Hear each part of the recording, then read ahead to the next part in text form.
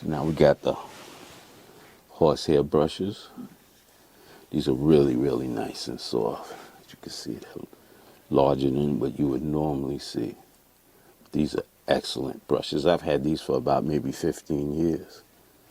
And this is what produces the magic on the luster that comes off the shoe. So let's start with the first shoe that we applied the polish, and that'll be the wingtip Chelsea boot.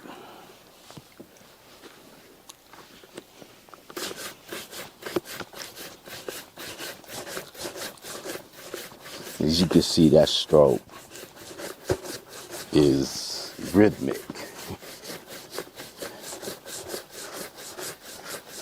And for me, this is the key. You very rarely see buffing as part of the shoe shine experience.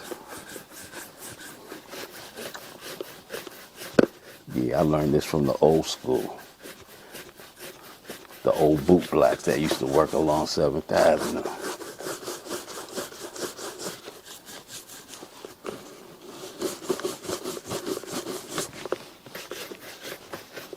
Worked on that toe box.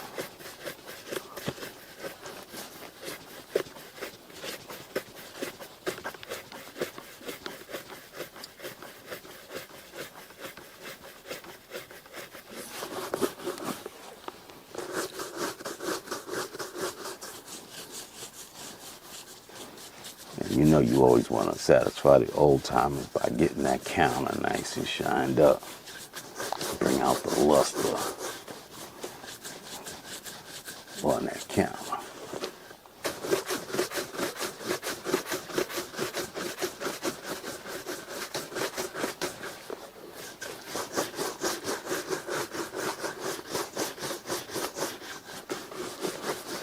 As you can see, there's some really nice detailing on this boot.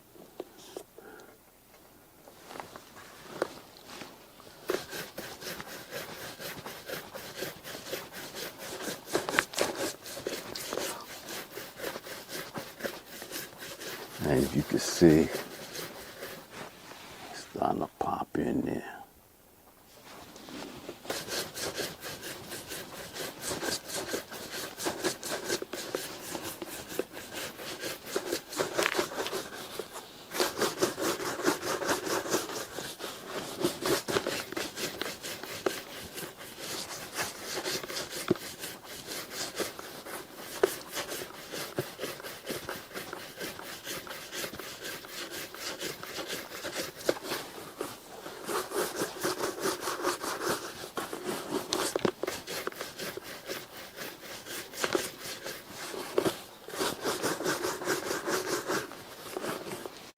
And you can see the buffing really brings out the luster.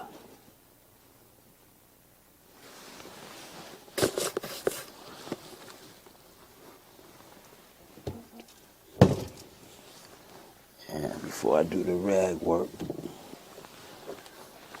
I'm gonna hit the gaiters.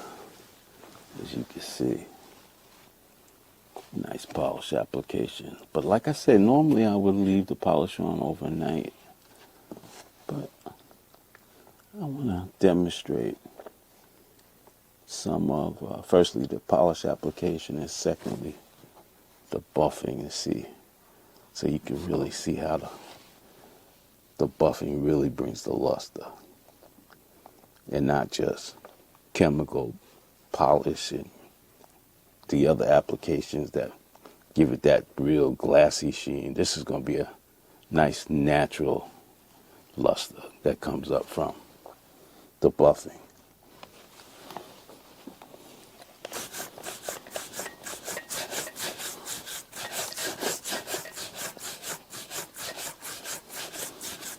Just give them nice even strokes.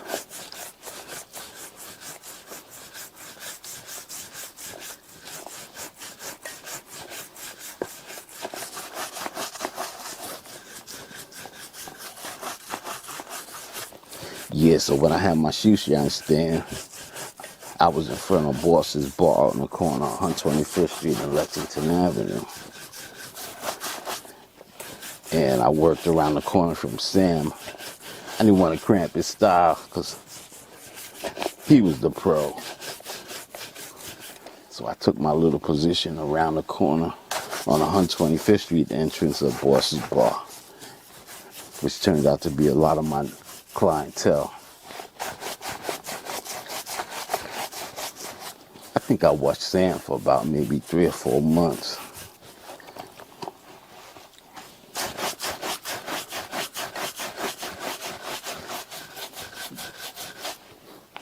Although his rag work was exquisite, it was his brush work that I really concentrated on, because even before he put the rag to it, man, the shoe was shine, man. It was gleaming right after the brush work. And the rag work was for entertainment, and just to put the cherry on top of it. But it was that buffing that really brought the luster.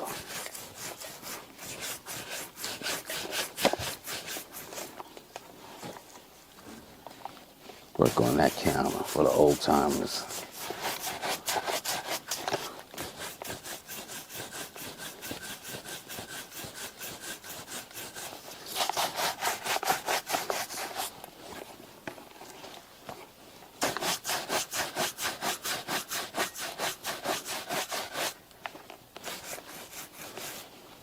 And you can see that toe box is popping.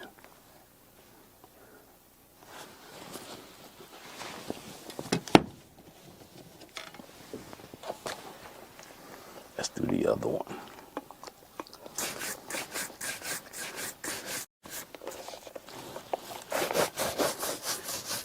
Yeah, so when I became 12 years old, man, I used to take the train down, take the 4 train down 42nd Street.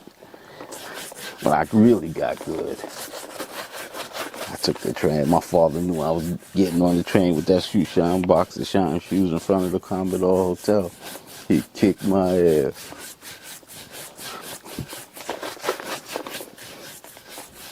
I came home, man, I had a pocket full of coins.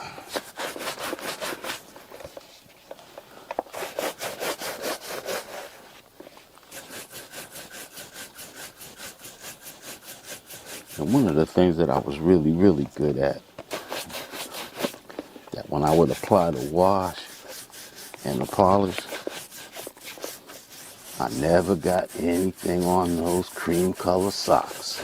Especially the silk socks them brothers used to wear coming out of Boss's Bar. The socks were just as clean as they was when they sat in that chair. So you can see the luster on that, on the buffing. So I'm gonna go continue with the monk straps. As you can see, it's a nice grainy leather on these, a beautiful calf skin. Sometimes it's a little difficult to get a really nice shine on these, but like I say, man, that buffing, knowing how to use that brush makes all the difference in the world.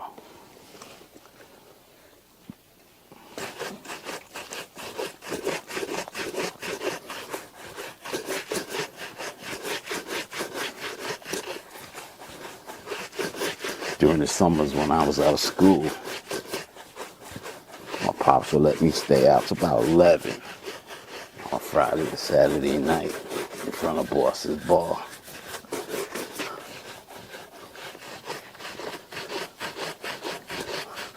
And then Sam saw how I was building my customer base. So, being the good bad businessman he was, what he did was he offered me a job to work on the stand,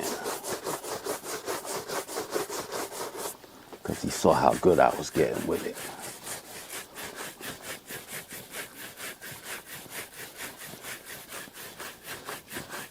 Yeah, I was acrobatic with my rag work. He really loved the way I took the time to do the buffing.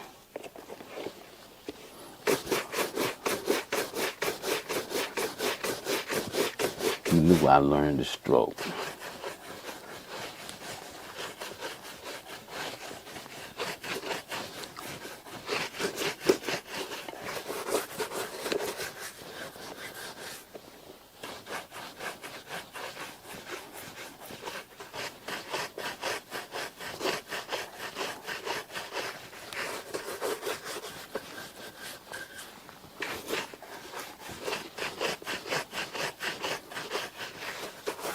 My first experience in the shoe business, I worked in the orthopedic shoe business in Rockville Center, Long Island.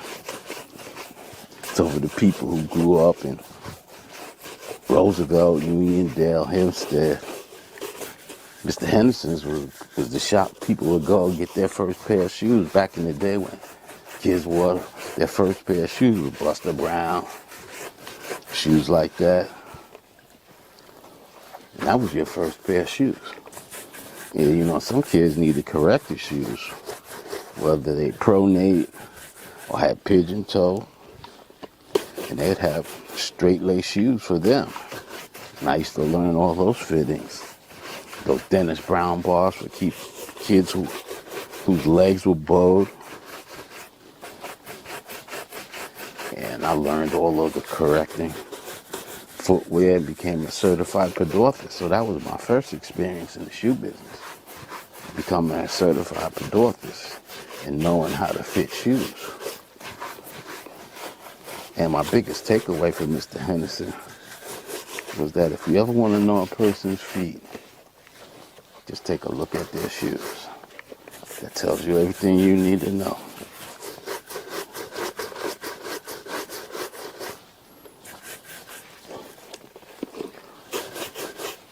So I think I got that toe box. I think I got that. I got a nice luster on that toe box. Yeah, that looks pretty good.